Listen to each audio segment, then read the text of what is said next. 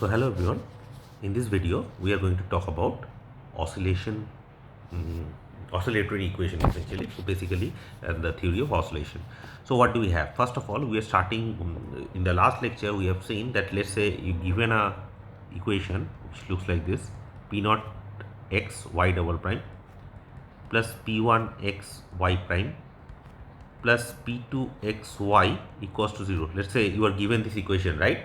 Now we know that there exists a function, there exists sigma x, let's say, such that if you multiply, let's say 1, such that sigma x times 1, okay, let me write it down like times the equation 1, will convert 1 into a self-adjoint equation, convert 1 into a self-adjoint equation. I hope you remember that, self-adjoint, right? Okay, so you see basically what I am trying to say is this: given any equation you can actually convert it into a self-adjoint equation, right? So from now on I am only going to talk about self-adjoint equation because those are very nice equations. I will tell you why that form is very important. Okay, so consider the equation this. So from now on I am going to consider this particular form. Consider this equation: P of x y prime whole prime. If you remember, this is the self-adjoint form, right? Qxy equals to 0.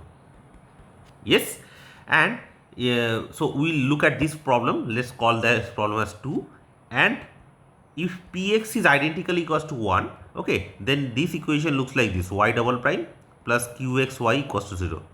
Qxy equals to 0. Okay, so this is 3.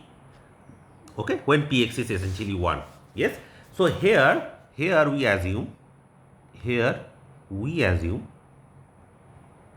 that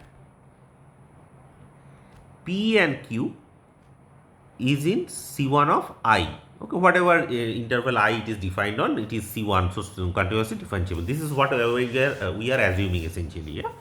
Okay, so you see here in 2 and in 2, of course, you see if P is C1, y prime is continuous and differentiable. See, y is C2, right? For any solution of this is at least twice continuously differentiable. So y prime is continuous, okay, and it is differentiable. So P is differentiable, y prime is differentiable, so I can talk about the derivative. So all of this makes sense, okay, right? Now, okay, now definition. What do we mean by oscillation? So a solution y of x, okay, solution of what? Let's say solution of this equation 2 of 2, clear, is said to be oscillatory,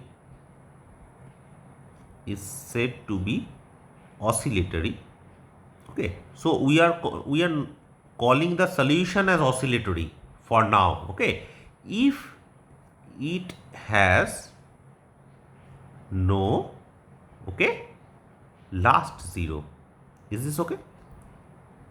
Last 0. So what it means is, that is, let's just put it this way, that is, if y of x1, let's say, if you can find x1 such that y of x1 is 0, then there exists a x2, okay, which is greater than x1, such that y of x2 will also be 0. Is this okay?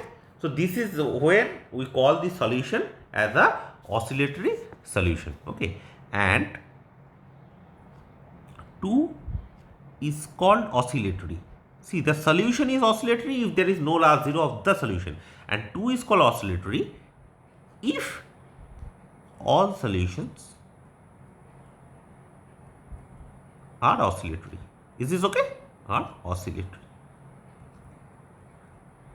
I hope it is clear here. See, if all solutions are oscillatory, then we call the equation as oscillatory equation. Yes, and one solution, if you are just looking at one solution, that is oscillatory if it does not have any last 0. Very clear, right? And of course, if a solution, if you have a solution y of x which is not oscillatory, we will call it a non-oscillatory. So that's just nomenclature, right? So let's look at an example. See, consider the equation. Consider y double prime plus y equals to 0. Clear? So you see, any solution y of x will look like this: c1 times cosine x plus c2 times sine x. And this is valid in whole of R, right? Whole of R. And do you think there is a last zero? Of course not, right? Because sine and cosine, they may have, I mean, if you take any solution. So basically, let's say any solution of this, y1 of x, let me put it this way, this will become more, I mean, it would be sine x. These are the two linearly independent solutions for this problem, and they form the basis for the solution space. So basically, and you can see that all solutions, so this solution doesn't have any last zero, this doesn't have any last zero, right? So basically the combination also, you can actually see that there is no last zero. So basically what you can say is this is an oscillatory equation, is oscillatory. The equation itself is oscillatory, okay? Right. Now A, but if you change the sign a little bit, y double prime minus y equals to 0, then you see that the solutions y1 of x you are going to get is exponential x, and y2 of x what you are going to get is exponential minus x. None of them has any 0. So it is non-oscillatory. Oscillatory. Clear? Okay. So now the thing is this: we want to prove a result which is like a fundamental result in this direction. Okay. So this is called. So essentially the idea is this: see, as we have seen that for a variable coefficient equation, yes, even linear. Okay. So let me put it this way. Remember this: linear equations are easy to solve if they are constant coefficients. Are easy to solve if they are constant coefficient, if the coefficients are constant. Clear? Now if the coefficients are not constant, they are not easy to solve. They are not easy to solve if coefficients are variable, right? Now in the last videos we have seen there is some way of solving it, like, right, if you can solve the adjoint equation, and then of course you can do it, but generally speaking it is not also easy to solve adjoint equation in most of the cases. Okay, so in those cases we want to know if without solving the equation we can actually deduce something more out of the solution of the equation. Clear? So in this direction, the first fundamental result which we are going to prove, and this is one of the most important results in this course, this is called Stump's comparison theorem. Comparison theorem. Clear? So what does it do? It actually compares. Compares with what? We'll look at it now. So let's say if alpha beta in I, okay, some interval I, see I can be R also, but some interval I, are the consecutive zeros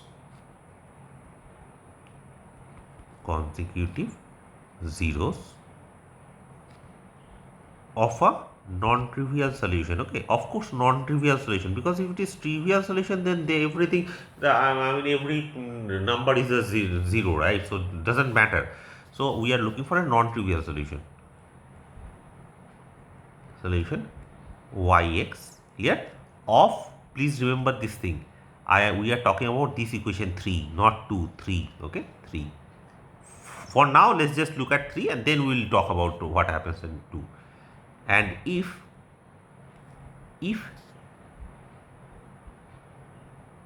q1 of x, okay, is continuous, there is a function q1 such that q1 of x is continuous, and q1 of x is greater than equal qx. Is this okay? Okay. Of course they are not 0. So they are not equal, okay, in alpha beta. They are not equal but q1 of x is greater than equal qx. For some points they may be equal, but generally they are not equal. And see, since both are continuous, see q is this, okay, since both are continuous, if they are non-zero at one point, they have to be 0 in some neighborhood of that point, right? Okay, so that is the only assumption. Then what you can say is, then every non-trivial solution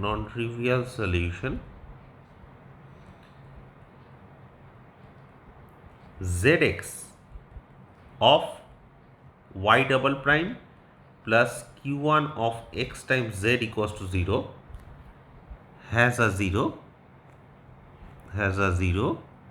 in open alpha beta.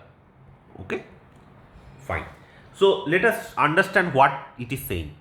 You have two equations, y prime plus px or qx, in this case qx y equals to 0, and you have another equation, y double prime plus q1 of x y equals to 0. Let's say you have a solution here. Let's call that solution to be y, such that y at the point alpha equals to y at the point beta equals to 0. So basically it's a 0, right? Now what this is saying is this: see that between alpha beta, if there is, these are consecutive alpha beta, there is no other 0 of alpha beta, right, other than alpha beta, then there exists a gamma between alpha beta such that any solution of this, okay, every non-trivial solution, you see, any solution of this, of course not the 0 solution, but any other non-trivial solution, let's say z is any other non-trivial solution, z of gamma will be 0. That's what it is saying. So the bigger coefficient, okay, is actually forcing the smaller one to actually give up a root. Let's just put it that way. So you will you remember this. You see, the smaller coefficient has two consecutive zeros. Then the bigger coefficient will have 1 0 in between that. Clear? Okay. So let's look at the proof.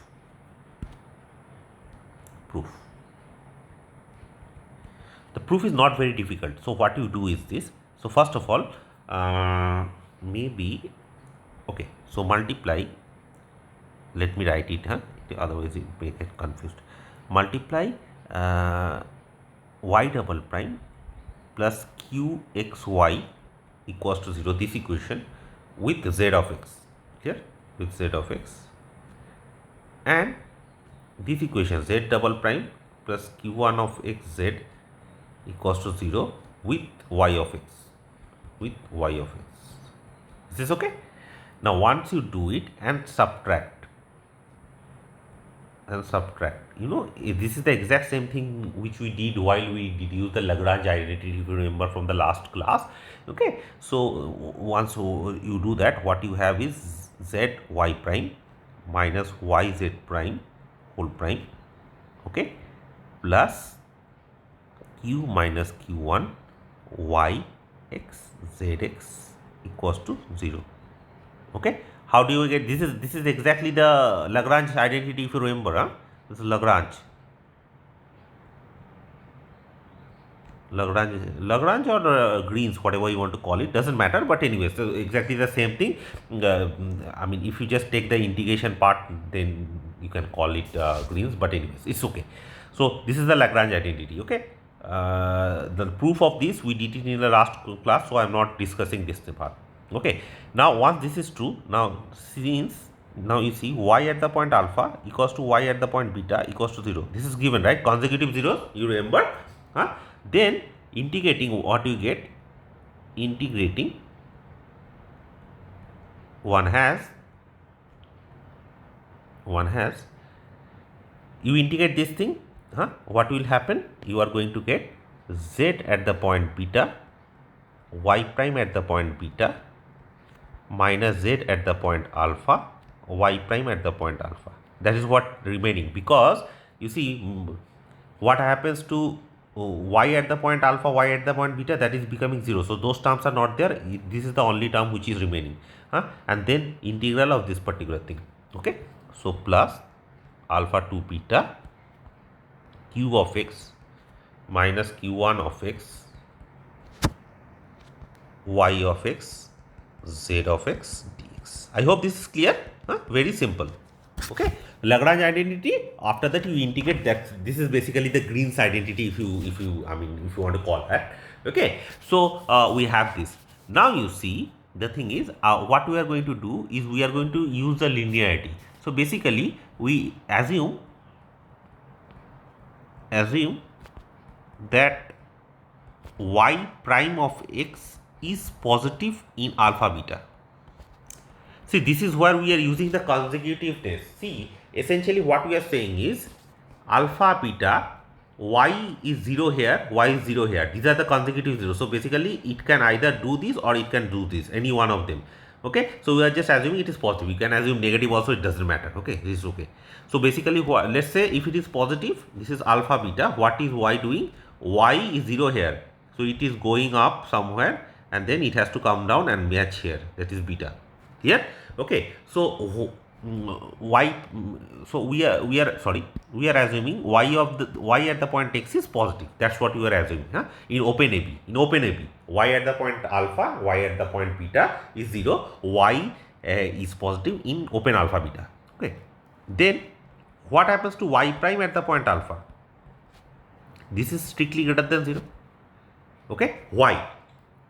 So what I want you to do is this. You see, you do realize that it has to be increasing, right? So y prime at the point alpha, you see, y prime at the point alpha should be greater than equals to 0, right? See, it is increasing. It can be greater than equals to 0. Okay. So, but the thing is, but that is not the case. Y prime of the alpha has to be strictly greater than 0. Why? Because if y prime at the point alpha is 0, and it is also given that y at the point alpha is 0, that is our assumption. That will imply y of x is identically equals to 0. This is Picard's existence uniqueness, right? Picard's existence uniqueness. This is the only solution. Okay, that actually violates the fact that y is a non-trivial solution. That's what we assumed. So this has to be true. Okay, so similarly, we can also show that y prime of beta has to be strictly negative. Clear? So if that is the case, you see, now if let's say, what you have to show, I have to show z has a 0 in between alpha beta. If this is not the case, so if let's say z is positive in alpha beta, then what happens? Then let's call this a star. Then from star, what do we have? See, y prime of beta is negative, z of beta is positive. So this number is going to be negative. Again, z of alpha is positive, y prime of the alpha is positive with a negative sign. So this whole term is going to be negative. Is this okay? Right. Now let's look at y. Y is positive. This is what we assumed. Y is positive in alpha beta. What about z? Z is positive in alpha beta. What about q minus q1? Q of minus q1 is going to be negative. Is this okay? See, q1 is greater than equal q. That's what given to us, right? So what does it mean? It means that alpha to beta, q of x minus q1 of x, okay, y of x, z of x should be y prime at the point alpha, z at the point alpha minus z at the point beta, y prime at the point beta. Okay, this is the case, and this, you see, this y prime at the point alpha, as I already explained, right? So this is greater than equal 0. This is greater than equal 0. But q minus q1 is negative. Is this okay? You see, q minus q1, this is negative, right? Because it is given. You see, q1 is greater than equal q. So q minus q1 is less than equal 0. This is negative. Y is positive, z is positive. So this is a negative term, and that the integral of a negative quantity, basically we are writing that is going to be positive, right? So this cannot happen until unless, see, y and z, they are non-trivial. So until unless q is identically equals to q2, q1. Okay, but that is also not the case, because you see we say that this is not identically equal. Okay, so hence our assumption is wrong, and therefore every solution, every non-trivial solution, z of x of y double prime plus q1 of x y equals to 0 has a 0 in alpha beta. I hope this is clear. Okay. So, and by the way, the very important theorem, this is a Stump's comparison. So, please remember this thing. Okay. So, let's do a quick corollary of this theorem. It says that if qx, okay, is greater than equal 1 plus epsilon by 4x square, okay, epsilon positive for all positive x, then y double prime plus qxy equals to 0. This equation is oscillatory. Where is oscillatory? In 0 infinity. Is this okay? So basically what I am saying, what we are trying to prove here is this. So y double prime plus qxy equals to 0, right? That's the equation given to us. Can we say whether this equation is oscillatory or not? What is the condition? Okay. So this actually gives us the condition that qx has to be greater than or equal to 1 plus epsilon by 4x square. Okay. Okay. Where did we get this thing? Let's just understand that. Let's look at the proof. Now, I am not going to do the whole proof. What I want you to do is, I am going to leave some gaps. I want you to fill those gaps up. So, for epsilon greater than 0, okay, let's look at all non-trivial solutions. You see, all non-trivial solutions of y double prime plus epsilon by 4y equals to 0 are oscillatory, right? This is trivial, right? It's cosine sine, yes, the solution. So they are going to be oscillatory, no problem. Okay. Now define this this thing, change of variable. So t equals to e to the power x, e to the power x in this equation y double prime plus epsilon by 4y equals to 0. Okay, if you take this change of variable, we have, you can actually convert it as a function of, from function of x to function of t, and that will look like this: t square y double prime plus t y prime plus epsilon by 4 y equals to 0. Is this okay? Now again using the substitution,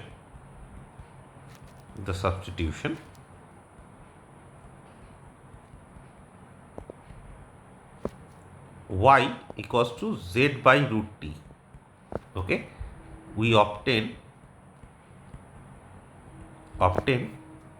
z double prime of t plus 1 plus epsilon by 4t square z equals to 0.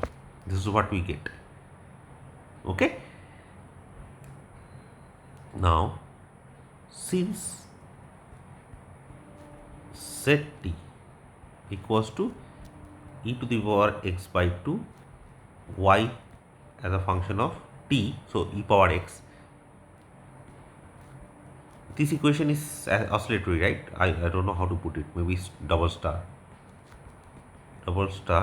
is oscillatory.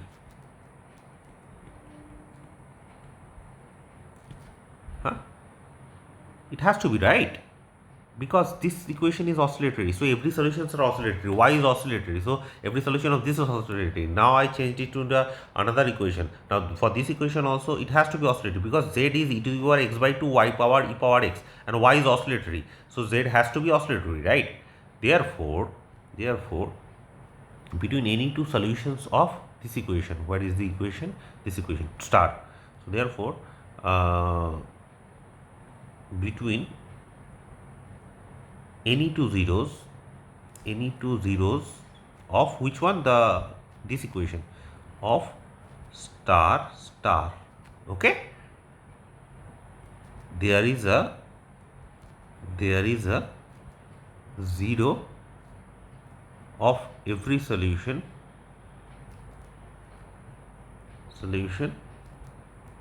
of y double prime plus px, sorry, qx, qx y equals to 0. I hope this is clear. Yeah. Okay. So therefore, the equation, see, q is greater than this. So you understand what I am trying to say. So therefore, the equation y double prime plus qxy equals to 0 is oscillatory. Some comparison, right? Oscillatory. Okay. So this is fine. Now the thing is this. Suddenly the question is this: why did we change it like this, and what is the main motivation of doing all this? Okay, let me just clarify first of all. This expression t equals to e to the power x and changing into this, if you have a equation like this and if you want to change it to this sort of equation, so basically the equation, first equation doesn't contain any y prime. You have to check that. First equation doesn't contain any y prime. You see, this is the change of variable. If you did, one second, sorry, if you did your Cauchy-Euler equations, you know that this change of variable actually converts this equation to that equation, the e to the minus x change of variable. Okay, so basically we are doing this in a inverse manner. So basically, if we are taking t equals to e power x, then we can change this thing to t square y double prime plus t y prime plus epsilon by 4y. Okay, so this expression, this change of variable is coming from the Cauchy-Euler form. Okay, fine. Now you see, what we want to do is basically this problem again we want to write it in terms of another function. Okay, I mean this sort of function z double prime plus a function, let's say q1 of t times z equals to 0. We wanted to write it like this, and to do that what we are going to do, we did is this: y equals to f of t times z. This is the substitution which you took. Now once you do it and f is smooth enough, f is smooth, okay, you see I am giving you an idea, you have to check this part. F is smooth. Now you see y prime exists, y double prime exists, you have to find it in terms of f. Once you find it, you put it there, okay, and you assume that you will have some coefficient, so you will get some equation, right, with z double prime, z prime and z. The coefficient corresponding to z prime, you make it 0. Okay, when you make it 0, then you get f of t, which is 1 by root t. This is the idea. This is okay. So once you get it, now why do we need this form? Why do we need this particular double star form? Because then we can use your sum comparison principle to get our result. I hope this is clear to you. Okay. Now let's look at some examples also. Let's look at some example. See, and this example, how do I put it? Let me put it in red. I am going to use this example in a lot of different places in this course. Okay, so I want you to understand this example. Maybe you can also find some questions in your assignment and in exams also corresponding to this particular example. Okay, right. So the differential equation y double prime equals to 0 is non-oscillatory, right? Non-oscillatory. Why it is non-oscillatory? Because you see any solution of this problem yx looks like ax plus b, right? ab is in R, some constant. Okay, it will look like this. So you can see that these there is only one zero, so it can't have like infinitely many zeros kind of. So it is non-oscillatory. Thus, if qx is less than equal 0, clear? Yes. and not identical equals to 0, of course, in I, whatever I is, I. Then Sturm comparison theorem, that will imply, this is a small one, right? Okay, that y double prime plus q of x y equals to 0 cannot have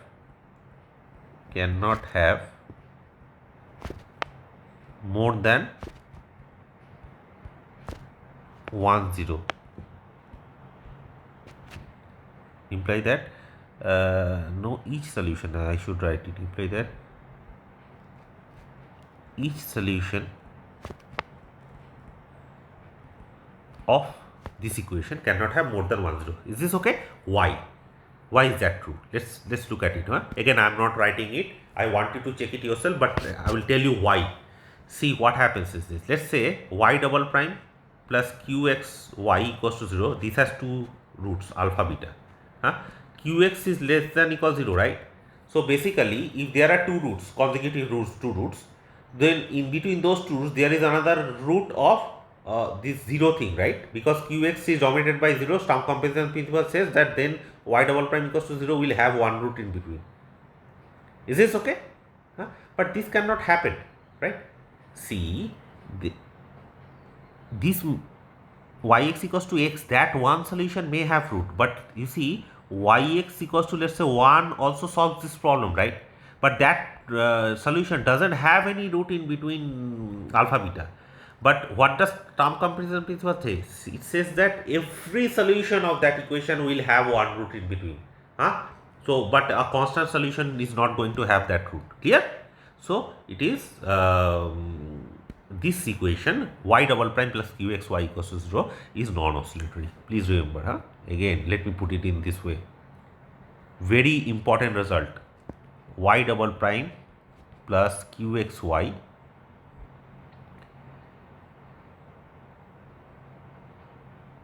okay, maybe I can put it this way. Q, let me give an example of Q. So let's say x square y, yes, equals to 0 is non-oscillatory. You can say that, or I can take it to be p, doesn't matter. So qxy equals to 0 is non-oscillatory, provided qx is less than equal 0. Is this okay? And of course not equals to 0. Is this okay? It's non-oscillatory. Very, very important result, and we are going to use this result a lot of time. Okay, this is first example. Now let's go back to our original thing. The second example is this. See, the equation y double prime plus y equals to 0. See what we are doing. If you look at it carefully, you see we are implying something about the solution of a variable coefficient equation using our knowledge of solutions for a constant coefficient equation. Constant coefficients we know how to solve. So those solutions we know how it behaves. We are using that behavior to give us what is the behavior of the this sort of solution. Clear? Okay. The equation y double prime plus y equals to 0, that is oscillatory. This we know. Oscillatory. Okay, so that will imply that y double prime plus 1 plus x times y equals to 0, okay, is what? Oscillatory or non-oscillatory? Think about it in 0 infinity. This is, I want you to check what exactly is this. See, think about it. 1 plus x is always greater than equal 1 in this interval in 0 infinity, right? So what can we say about it? So any solution of this, will it have a 0 in between? Y double prime plus y, any solution is oscillatory, right? So what can we say about any solution? So here, let me just put it this way. You will have oscillation here, okay? But please you do it yourself. Think about it, why it is true. Is this okay? Right. So yeah, this is fine. Okay. So now what we are going to do is going to prove a very important theorem, which is called the Picon's theorem, and we are going to but before that let us just do the Picot's theorem first. So Picot's identity, sorry, Picot's identity. Again, the identity which I am proving now, Picot's identity, it may look like a very crazy kind of thing. I mean, you may get the idea that oh, how are you getting this thing, and so, but what is the use of it? This is, let me tell you, this is a very important identity as far as this OD is concerned. But in PD, this is like a very vital identity. Okay, there are a lot of things which you can prove using Picot identity. Very important. Okay, so we are just doing it the OD part of that. Okay, so first of all, let the functions, what are the functions? Y, Z, P y prime, P1 Z prime, okay, be smooth. Smooth means C1. Smooth means C1. Clear? And Z of x is not 0 in I. Clear? I is some interval I. You can put any interval you want, doesn't matter. Then the following identity holds.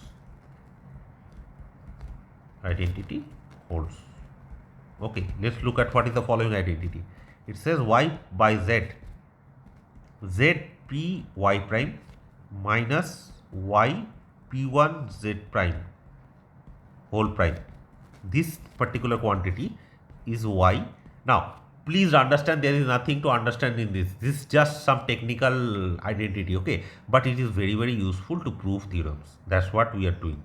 Y p y prime whole prime minus y square by z p1 z prime whole prime plus, and you do not need to remember this identity also, so don't worry about it. We are just going to use this to prove this theorem, which we will call as Sturm-Picot's theorem. Very important. We will do it in the next video. Minus y by z, z prime whole prime. This is okay. So how do you prove something like this? The proof, it's a no-brainer basically. What you do is you break it up and then put it together. That's all. Okay. So what we are going to do is I'm going to start with this right hand side. So we have this expression. One second. Sorry, let's write the left hand side and we'll go to the right hand side from there. Okay, that will be better because it is just an expansion, right? So expanding the right hand side, what do we get? Expanding the left hand side, one gets y by z, right? Z p y prime whole prime plus z prime p y prime, okay, minus y p1 z prime whole prime minus y prime p1 z prime. This is what we are getting. Okay, I don't need that. This is what we are going to get, plus y prime by z minus y by z square z prime, z p y prime minus y p1 z prime. This is what we are going to get when we expand it, right? Now see, this is nothing but y p y prime whole prime minus y square by z p1 z prime whole prime, right? Okay, plus p y prime square, okay, and one second, let me just check it is okay, right? Yeah, fine, yeah, minus this part, one here, so 1 y prime p1 z1 y prime, this part and that part, so basically 2 y prime p1 z prime by z, that part is there, plus another by z square, that part is there, right? So basically this one z square part, so y square, what do you have, y square, one second, let me just check, y square p1 y square p1 z prime square by z square, that's what we have. Okay, yeah, this is fine. Okay, so now you see we are already here. So basically what we have is y p y prime whole prime. This is this y square by z p1 of z prime whole prime plus, now I will just write it like this, p minus p1 y prime square. Is this okay? Plus p1 y prime minus y by z z prime square. See, this is equals to this. I did not do any calculation because I know this is going to this. So please check this part. Okay. So this is the end of the proof. With this, I am going to end this video.